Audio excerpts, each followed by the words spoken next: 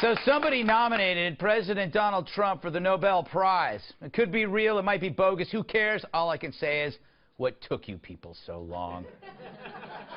Think about all he's accomplished so far. The stock market, it's nuts. Bigger jobs numbers than expected. Illegal crossings are falling. And 7 new planets got discovered. Yeah!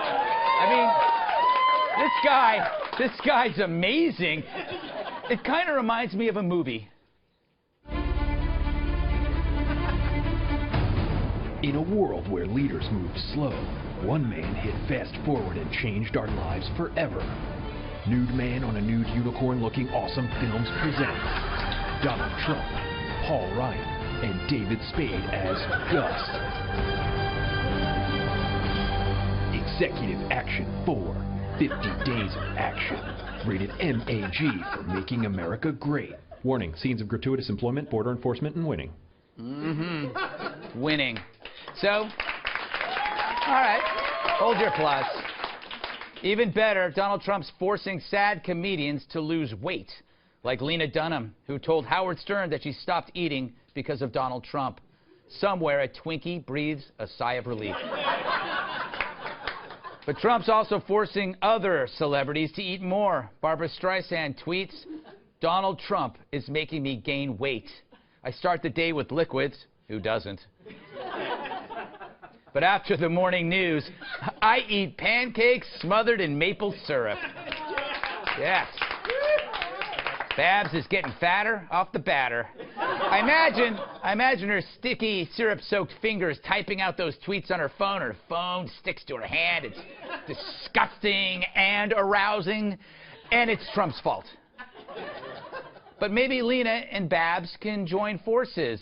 Babs can binge and Lena can purge. But you got to hand it to Donald Trump. He really gets under the skin of people who get under your skin. So what else? What else has he done? Well, first month on the job, he cut illegal crossings in half. How often in life do you cut anything in half? If you're Michael Moore, never. You don't share. You don't split anything, not even a hoagie.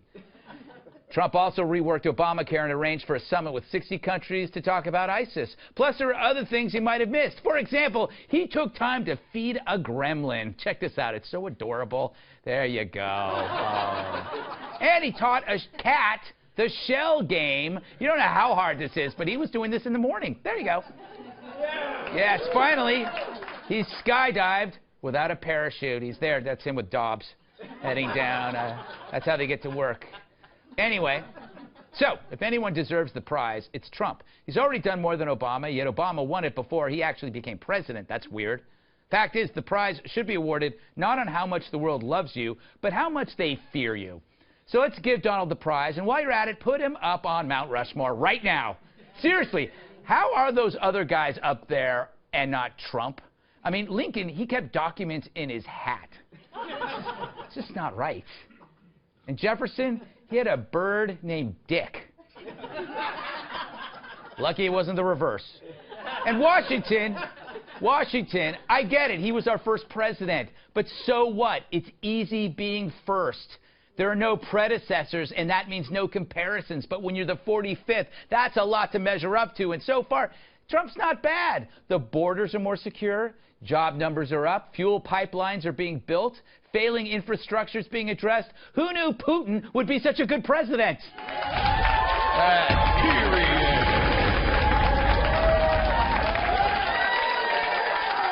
Hello, everybody. All right, let's welcome our guest. Let's welcome our guest. She's so bright, bats are terrified of her. It's Kennedy, host of Kennedy on Fox Business Network. He's sharper than a #2 pencil. He's the author of Up in the Air and a columnist at Harper's Magazine, the great Walter Kern. And she only eats unhappy meals. National Review reporter and Fox News contributor Kat Timpf. And finally, a hula hoop is his pinky ring. TNA wrestler and Fox News contributor Tyrus. All right. Start with you. I'm going to start with you, Walter, because you're a weirdo. You were one of the first people that said that you thought Trump was going to win. I remember this. What do you? It's 50 days, 51 days. Assess his performance so far. How do you feel? Is he doing? He's fulfilling his promises? Yeah, he's fulfilling his promises. He's driving the media crazy. Yes. He's selling out our country to Russia, and yet I haven't noticed any change. You know, he's bringing jobs back from other countries that needed them more than we did. Yeah, I think he's doing fine. You know, we know everything about his phone calls to foreign leaders. We know, you know, when he gets in fights with people.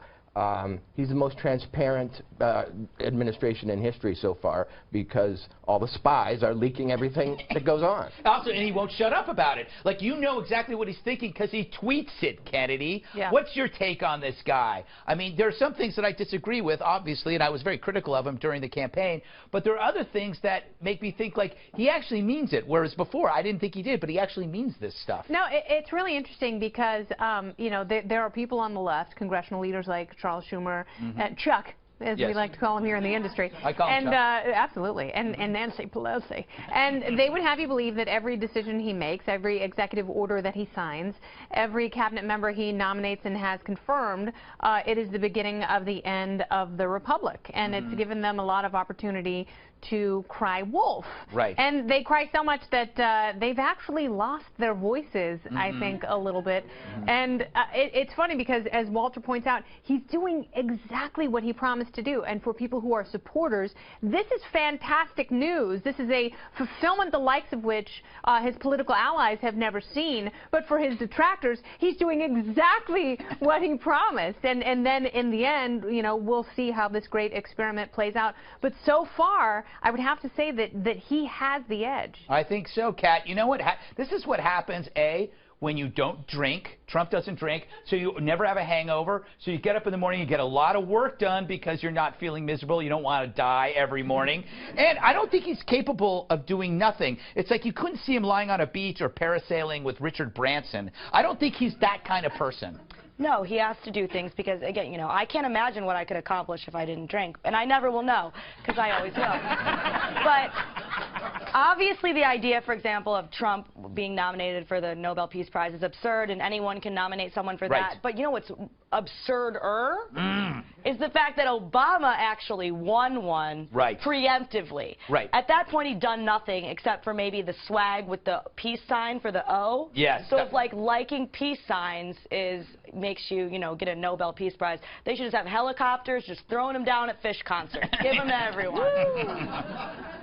Tyrus, what is your take so far? I mean, he's acting pretty fast. Yesterday on the 5, I called him the FedEx president because he delivers his policies overnight, or promises.